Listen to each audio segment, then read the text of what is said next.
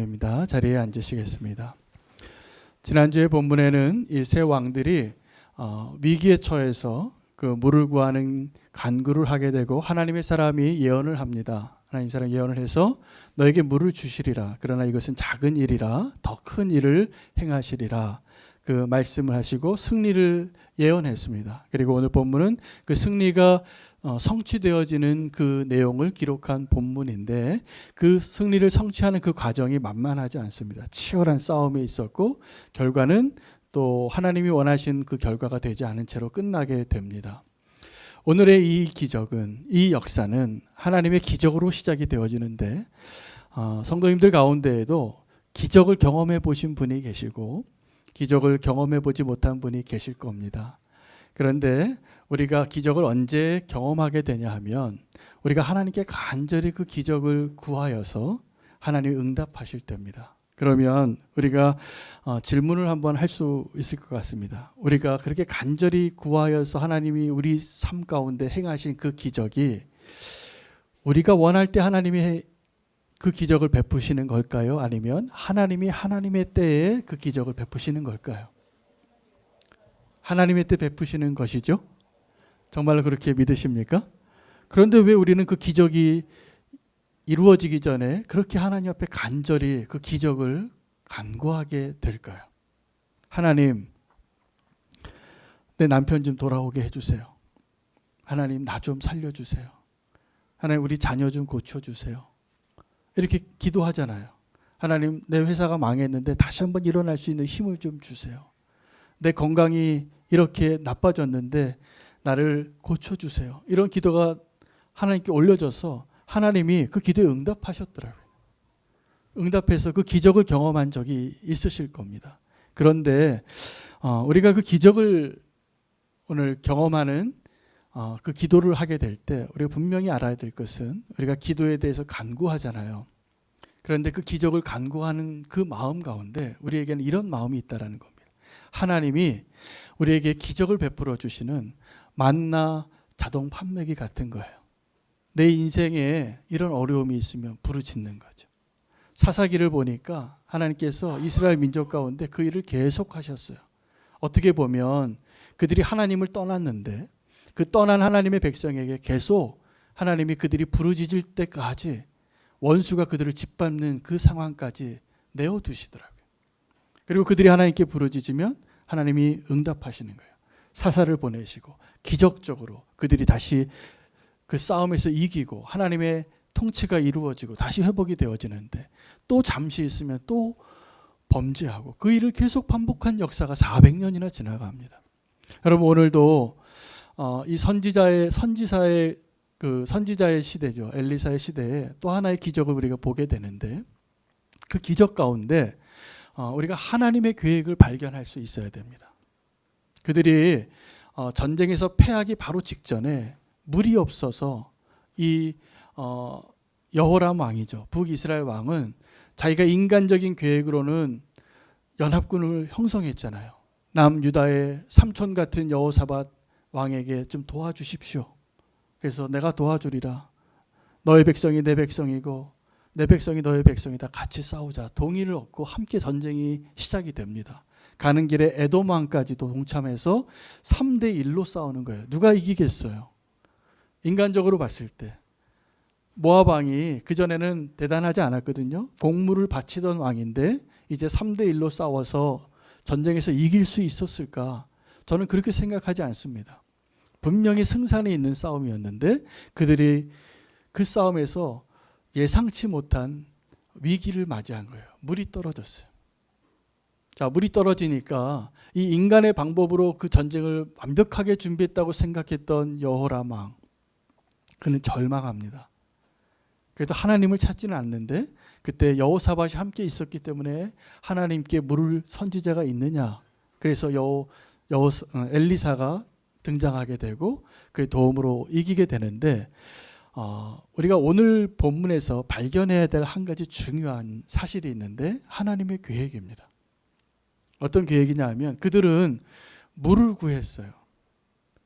물을 구했는데 하나님께서 그들에게 그 문제를 해결해 주는 응답을 하시면서 뭐라고 얘기했냐면 이것은 작은 일이라. 더 큰 일을 하게 하리라. 그리고 승리를 주시는 거예요. 많은 경우에 우리는 하나님께 문제에 봉착합니다. 내가 실패하고 좌절하고 낙심하고 잠 못 이루고 다시 일어날 힘이 없는 그 상황 가운데에서 하나님께 부르짖을 때 우리는 다른 거 구하지 않아요. 하나님 요거 주세요. 자동 판매기 같이. 하나님 이거 해결해 주세요. 내가 너무 힘들어요. 그게 우리의 기도 제목이에요. 근데 하나님은 저와 여러분의 그 간구에 또 다른 계획을 갖고 계세요. 돌 하나 던져서 2마리 새를 잡으시는 거예요. 나의 문제를 해결해 주시고 그것뿐만이 아니라 나로 하여금 하나님 나라를 위하여 굳건하게 싸워서 이길 수 있는 강한 용사로 세우시고 승리하게 하시는 것이 하나님의 계획입니다. 오늘 그 계획이 이루어지는 것을 보게 되는 것이죠. 왜 이런 일들이 일어나냐 하면 여러분 우리의 싸움인 것 같지만 우리가 하나님의 백성이라면 우리가 성도라면 우리의 전쟁은 누구의 전쟁이냐면 하나님의 전쟁이에요. 우리의 싸움은 하나님의 싸움이에요. 우리 힘으로 싸우면 때로는 이기고 지는 것이 나의 능력에 달려있는 것 같지만 사실은 이 싸움의 승패는 정확하게 하나님의 능력에 달려있고 우리가 그 싸움을 싸울 때는 우리의 믿음에 달려있는 것입니다. 여러분 다시 한번 묻고 싶습니다. 지금 성도로서 믿는 자로서 승리하고 계세요? 나는 완전한 승리를 지금 누리고 계신다라고 생각하시면 손 한번 들어보십시오. 다행입니다. 아무도 안 드셨는데 아무도 안 드셨는데 하나님이 행하실 거라서 저는 다행이라고 생각해요. 그러나 하나님이 정말 오늘 이 시간을 통해서 저와 여러분이 완전한 승리를 원하시는 하나님의 계획을 발견할 수 있는 은혜를 누리시기를 축복합니다. 자, 하나님께서 엘리사를 보내서 이 아람 왕의 연합 군대에게 하나님이 기적을 베풀어 주겠다. 너희가 원하는 것을 내가 들어주겠다. 라고 말씀하시면서 뭘 요구하셨습니까? 도랑을 파라 그래요. 자, 내가 너희에게 물을 줄 텐데 너희는 도랑을 파라. 여러분 우리가 하나님의 기적을 경험하기 위해서 우리가 해야 할 일이 어떤 거냐면 도랑을 파는 거예요. 왠지 아십니까? 기적은 하나님이 행하시는데 우리가 그 하나님의 기적에 동참하려면 순종이 필요해요. 믿음의 순종이 필요해요. 근데 우리는 하나님께 어떻게 하냐면 도랑 파지 않고 하나님 비 좀 내려주세요. 주님 나 목말라 죽겠어요. 하나님 나 지금 병들어 죽겠어요. 하나님 나 지금 돈이 없어 죽겠어요. 하나님 내가 정말 위험해요. 뭘 좀 해주세요. 근데 하나님이 이 기적에 우리를 동참시키려면 딱 하나 요구하세요. 뭐라고요? 순종해요. 믿음의 순종.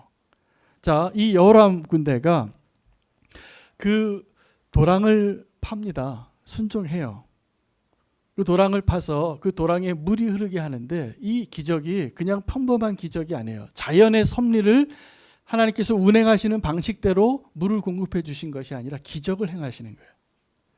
만약에 여기 성경 본문에 뭐라고 기록이 됐냐면 비도 없고 바람도 없는데 도랑에 물이 흐르더라요. 자, 그 메마른 땅에 물이 없어서 그렇게 광야에서 돌아다녔는데 하나님이 순리대로 그들에게 응답하시려면 뭐가 좀 보여야 돼요? 비구름이 좀 보여야죠. 비바람이 좀 쳐야죠. 하나님 좀 기적을 행하시는데 그 기적을 행하려면 하나님 저와 여러분의 삶에 그 기적을 행하시려면 믿음의 순종이 필요해요. 도랑을 파는 겁니다. 여러분 도랑을 판 사람이 또 한 명 있어요. 엘리사의 스승이죠. 엘리야가 도랑을 언제 팠습니까? 바알의 선지자와 대결을 하는데 제단에 쌓고 그 바알 선지자들 450명이 함께 기도하는 그 자리에는 물을 안 부었어요. 그런데 엘리야는 물을 부어요. 3번이나. 자기가 도랑까지 파요. 그래서 나무 위에 물을 부어서 도랑에 물이 흐를 정도로 이것은 뭘 확실히 한 거예요? 이 나무는 젖은 나무다. 여러분 마른 나무가 잘 탑니까? 젖은 나무가 잘 탑니까? 마른 나무가 잘 타잖아요. 그런데 이 엘리야는 물을 부으면서 도랑을 파서 완전히 우연히 일어날 수 있는 그 가능성은 다 배제한 거예요. 내 하나님의 능력에 비례한 순종이 있는 거죠. 우리 지금 엘리야 같이 살지 못할 때가 많습니다. 우리는 하나님께 순종한다고 하면서도 자꾸 플랜 B를 만들어요. 하나님 이 길을 행해 주시고 응답 안 해주시면 그 다음에 저 사람 만나게 해주세요. 이 회사 안 되면 저 회사 되게 해주시고, 이 집 안 되면 저 집 주게 해주시고, 이 길이 막히면 이 길 열어주시고. 근데 만약에 정말 하나님밖에 할 수 없는 일이라면, 그것을 통해서 하나님이 드러나야 한다면, 내가 생각할 수 있는 인간적인 모든 가능성을 막는 일이 도랑을 파는 거였어요, 엘리야에게는.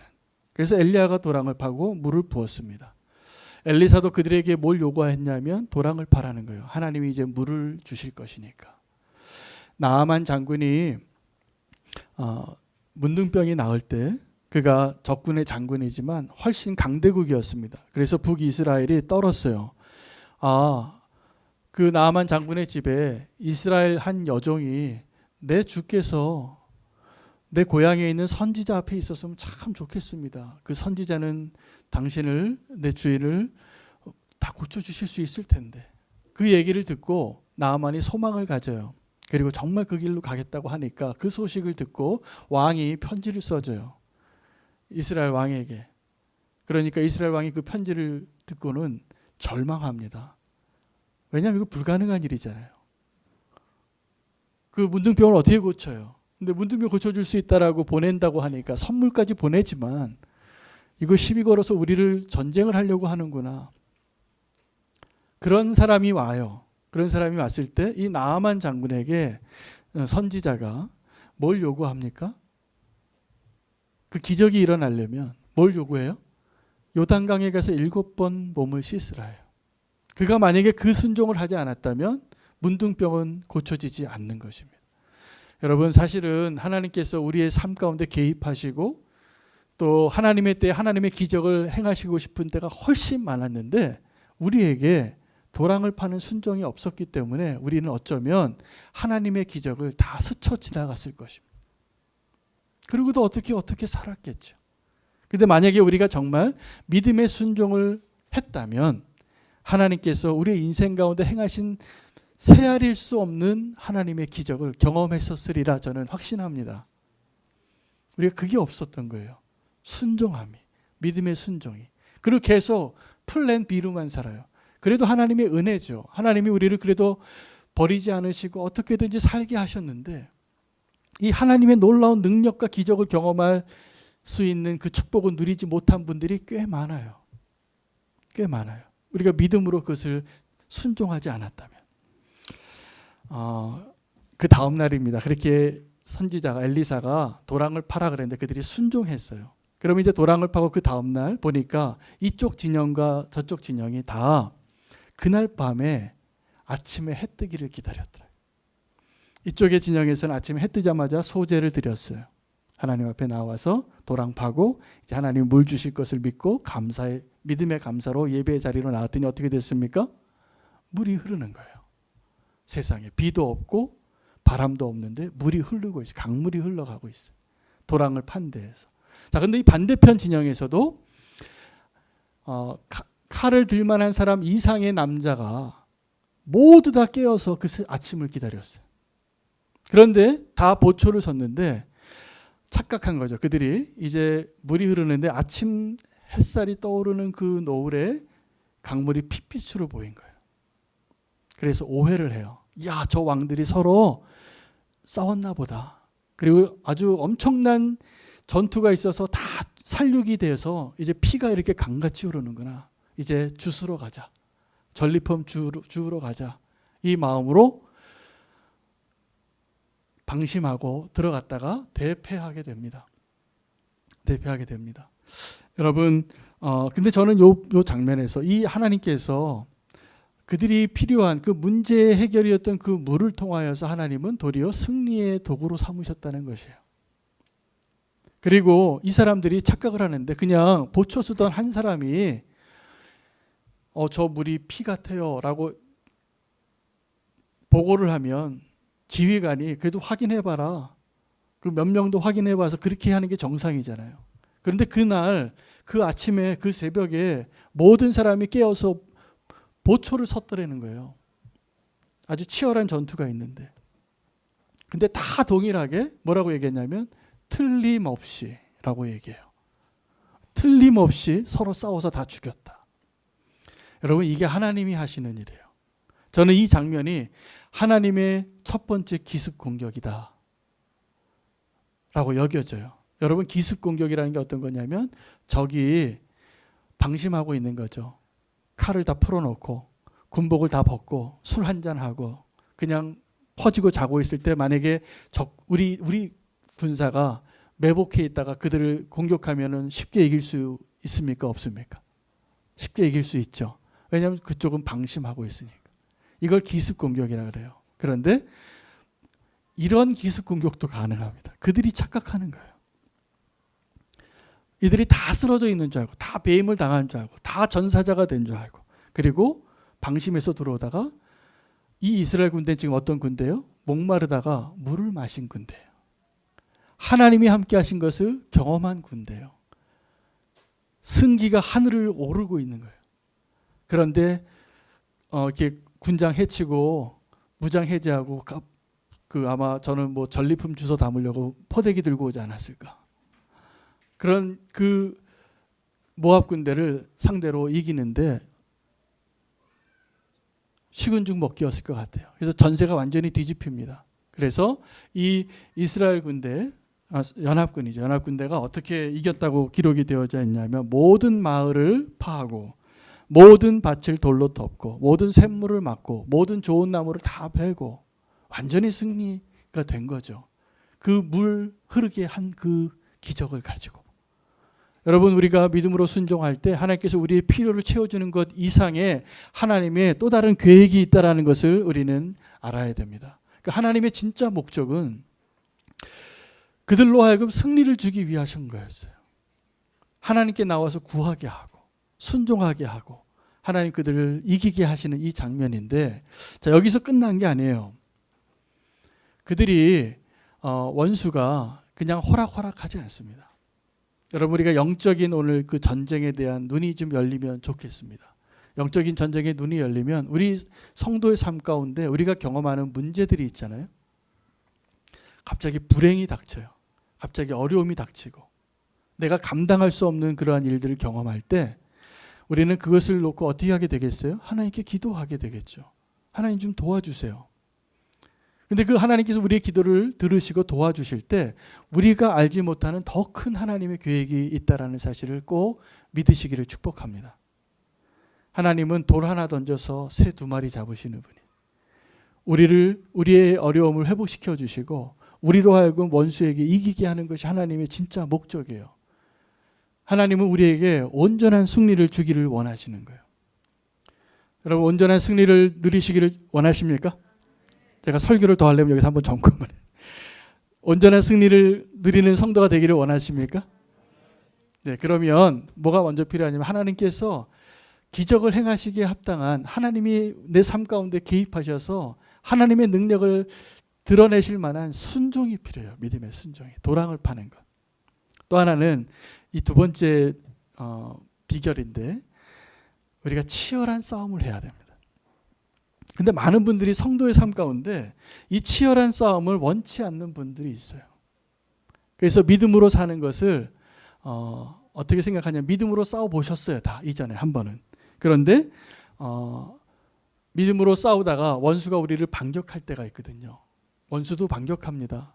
오늘 보면 그 모압 군대가 반격을 하는데 그 전세가 완전히 뒤집혀서 등을 보이고 다 빼앗기고 마을을 빼앗기고 샘을 빼앗기고 나무가 베이고 다 지는 가운데 그들이 이것을 한번 이겨보려고 반격을 하는데 700명의 특공대가 칼을 들고 돌파합니다. 근데 이 세 왕이 전쟁을 하는데 제일 약한 데를 하나 발견해요.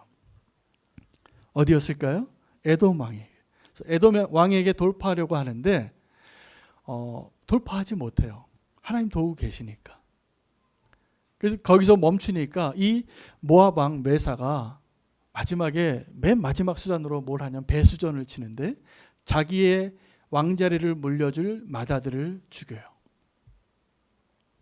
그 맏아들을 산 위에서 번제를 드려요.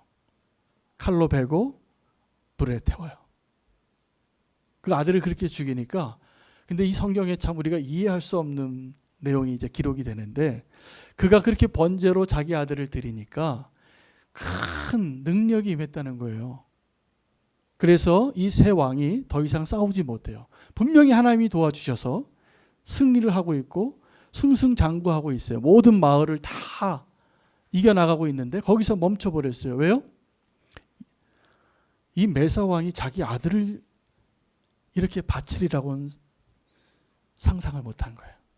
이 반격은 예상치 못한 반격이에요. 그래서 그들이 두려워하고 거기서 멈추고 이 세 왕이 자기 고을로 돌아갔더라라고 기록이 끝나요. 오늘 본문이. 그럼 우리 한번 질문을 해봅시다. 이 싸움을 그들은 그냥 물을 좀 달라고, 원래는 인간적인 계획으로 전쟁을 시작했다가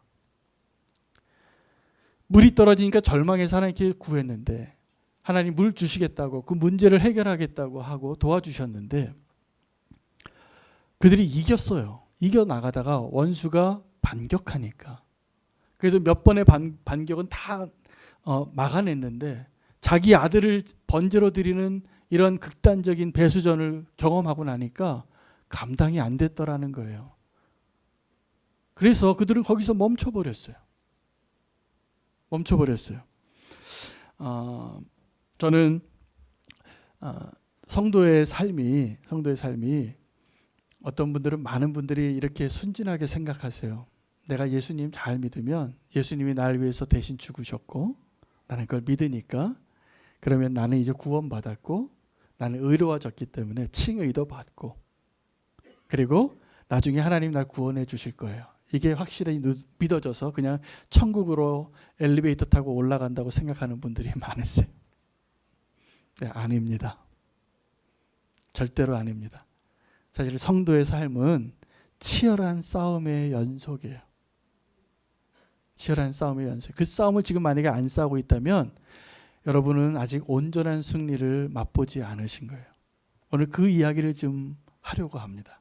여러분, 성도의 승리한 삶이 마치 이 세상의 기준으로 건강하고 부유하고 명예를 얻고 성공해 보이는 그러한 삶이 내가 믿음으로 승리해서 누리는 삶이라고 생각하고 그러한 모습으로 사는 사람을 부러워할 때가 많습니다.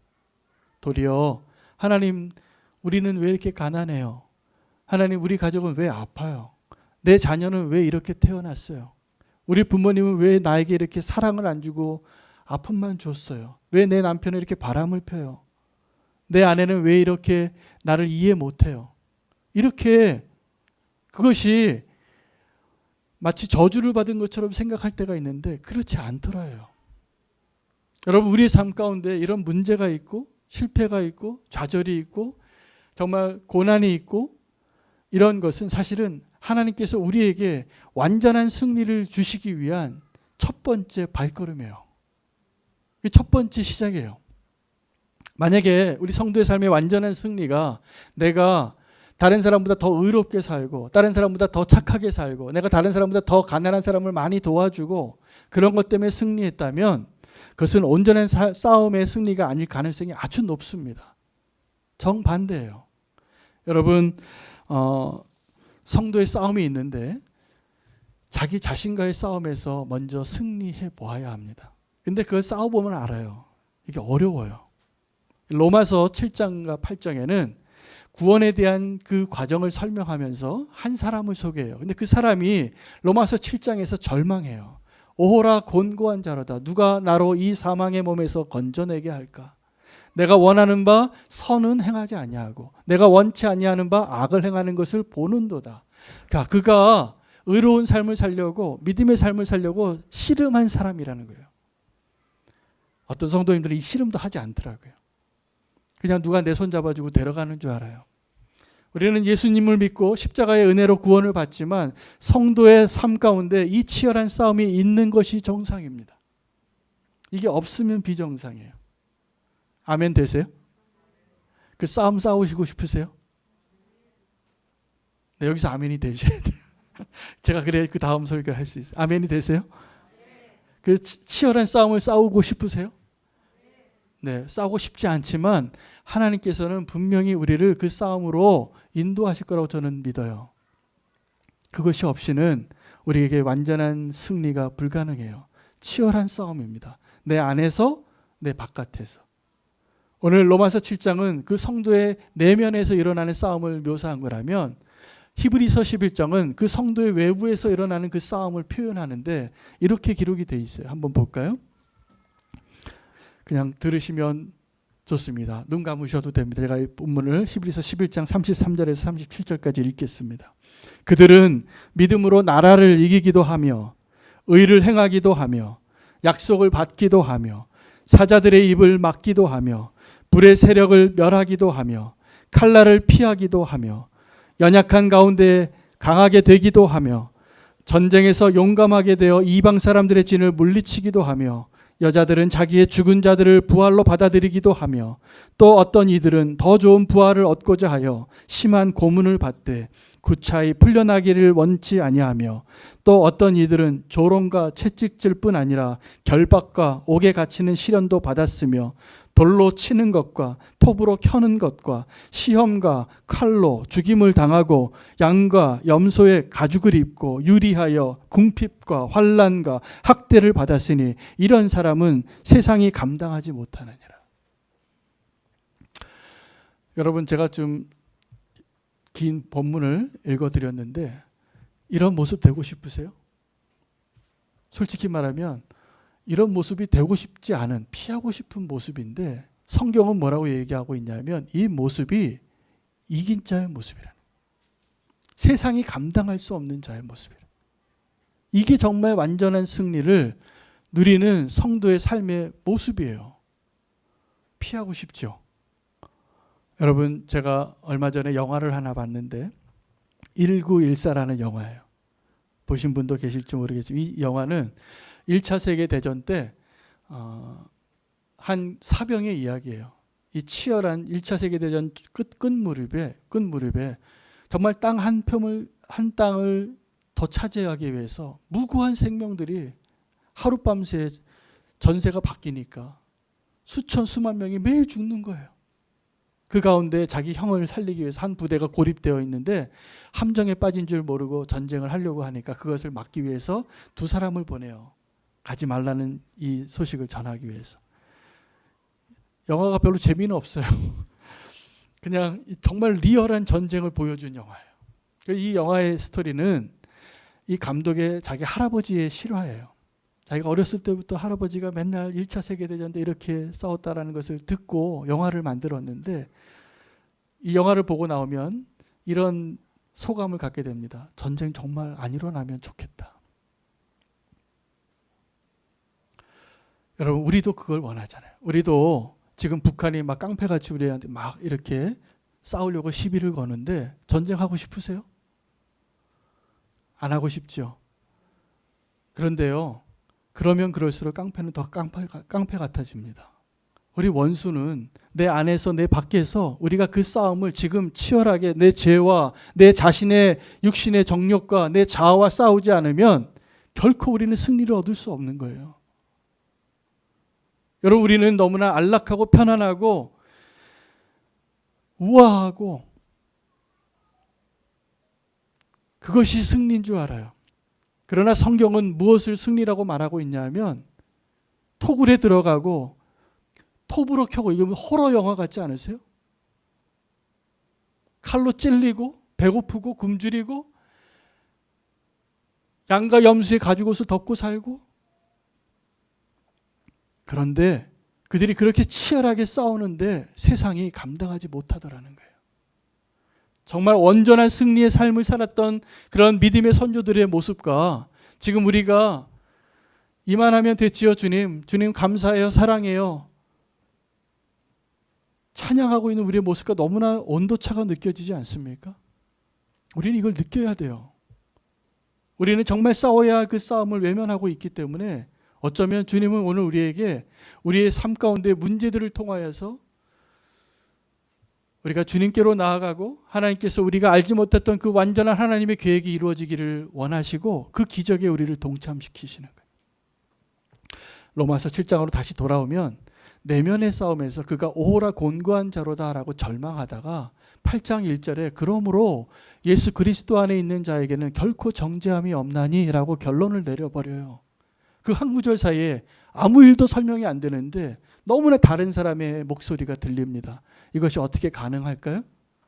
믿음이에요. 우리가 믿음으로 이 땅에서 치열한 믿음의 싸움을 싸우기로 결단하게 될 때 하나님께서는 우리의 삶 가운데 상황과 환경이 어떠하든지 내 안에서 내 밖에서 진정한 승리를 얻게 해주실 것이라 저는 믿습니다.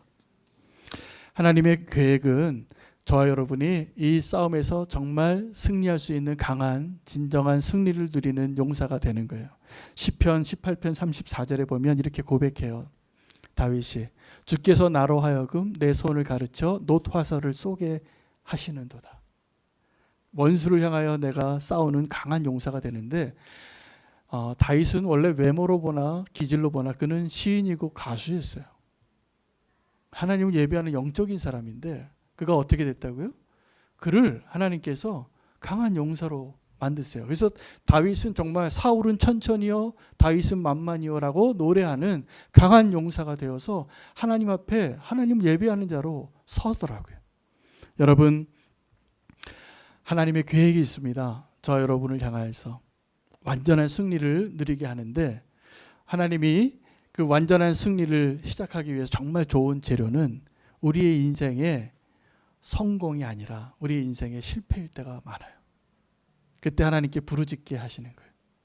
그리고 우리의 실패가 하나님께서 하나님이 영광 받으시기에 합당한 열매가 되게 할 것입니다. 거꾸로 내가 하나님 없이도 지금 너무 잘 살고 있고 하나님 없이도 너무 자랑할 것이 많은 사람은 고린도전서 10장 12절 말씀을 들어야 돼요.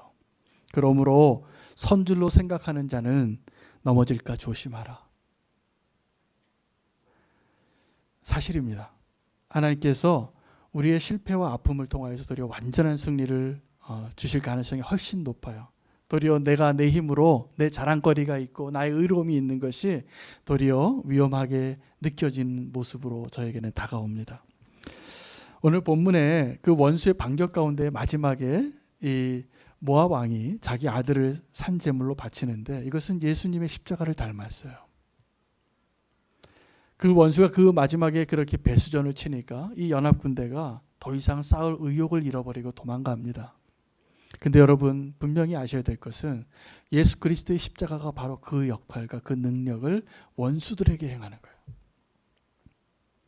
원수들은 몰랐어요. 설마 하나님이 자기 독생자를 내어줄까? 저 죄인들을 살리기 위해서 이 땅을 고치기 위해서 정말 그 예수 그리스도를 십자가에 못 박을까? 상상하지 못한 일이 이루어진 것입니다. 여러분 우리가 믿는 예수 그리스도의 십자가의 능력은 오늘 이 모압 왕이 세 왕을 물리칠 수 있는 그 힘을 얻었던 것처럼 하나님이 그 일을 행하셨으니 누가 감히 그 앞에 서겠어요. 하나님의 나라의 최후의 반격은 하나님께서 자기 아들을 십자가에 내어주신 그 사건입니다. 우리가 알아야 할 것은 우리의 승리가 원수를 정복하는 것과 같은 모습이 되어지지 말아야 한다는 사실. 세상에서는 이게 승리의 이미지예요. 내가 정복한 그 사람들을 내 발 아래 짓누르고 내가 내 힘으로 그를 정복했다라는 이 알통을 이렇게 보여주면서 내가 승리한 모습을 보여주는 것이 승리의 사인 같지만 성경에서 말하는 주님이 우리에게 원하시는 진정한 승리는 원수를 사랑하고 원수를 변화시키는 능력이에요. 우리가 이전에 하나님의 원수였거든. 우리가 하나님 원수로 살다가 하나님 우리를 변화시키셔서 지금 주의 백성 삼으시고 주의 군사로 바꾸고 계시는 것처럼 우리 믿는 성도들이 이 원수를 향하여 진정한 승리를 누리는 것은 이 육적인 전쟁에서 승리해서 힘으로 억압하는 것이 아니라 그들을 변화시킬 수 있는 십자가의 능력으로 사는 것입니다. 그래서 세상이 보기에는 우리가 핍박당하는 것 같고 짓밟히는 자 같고 굶주린 자 같고 힘이 없는 자 같고 작은 자 같지만 사실 이게 능력이에요. 성경에서 말하는 이 싸움의 원리는 사실은 비폭력일 때가 많아요. 비폭력일 때가 많아요. 왜냐하면 하나님의 능력은, 십자가의 능력은 이 세상의 능력과 전혀 다른 방향으로 하나님께서 열매 맺으시기 때문에 그렇습니다. 우리가 믿는 이 복음의 진실은, 비밀은 예수 그리스도의 십자가의 그 마지막 반격으로 완전히 얻은 승리를 우리가 함께 믿음으로 누리는 것이 되어야 합니다. 세상의 방식으로 동일하게 싸우지 마시기를 바랍니다. 다윗이 사울을 이긴 것처럼, 다윗이 분명히 사울을 이긴 게 분명해요. 왜냐하면 사울이 이 다윗을 축복해요. 나는 너를 죽이려고 하지만 너는 나를 살려주고 나에게 은혜를 베푸니 하나님이 너를 축복하실 게 분명하구나. 이게 승리예요.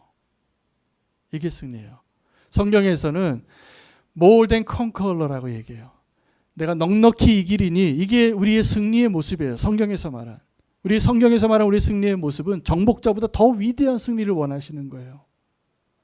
세상에서는 힘으로 정복하고 그 땅을 빼앗고 전리품을 빼앗는 것이 승리라고 말하지만, 복음에서 말하는, 하나님께서 말씀하시는 승리는 그 정복자보다 더 놀라운 능력이에요. 축복할 수 있는 거예요. 그걸 축복받을 수 있는 자가 되는 거예요. 우리가 이 싸움에서 이긴 자가 되기를 축복합니다. 우리가 이 세상에 그렇게 살아갈 수 있도록, 완전한 승리를 얻을 수 있도록 하나님 우리에게 주신 그 계획이 뭐냐면, 오늘 본문에서 다 나와요. 오늘 제가 본문 전체를 묵상하다가 오늘 설교 제목을 정했습니다. 완전한 승리를 위한 하나님의 계획. 첫 번째가 뭐냐면 우리가 문제를 만나는 거예요. 하나님께 부르짖게 되는데 그 기적이 나에게서 시작이 된 게 아니라, 생각해 보면 하나님이 시작하신 거라. 그리고 우리의 순종을 요구하시고, 그리고 우리가 치열한 싸움을 회피하지 말아야 돼. 여러분 잘 버티기만 해도 하나님께서 믿음으로 여러분을 위대한 승리의 자리에 세워주실 것이라 믿습니다. 세상이 감당하지 못할 능력을 주실 것입니다. 완전한 승리의 계획을 우리가 하나님 앞에, 하나님 이 문제만 해결해 주세요라고 기도하지만, 하나님은 저와 여러분을 완전한 승리자로 세우시기를 원하십니다. 그 축복을 함께 믿음으로 누리실 수 있기를 축복합니다. 기도하겠습니다. 하나님, 오늘 우리에게 하나님이 원하시는 완전한 승리를 누리게 하시니 감사합니다.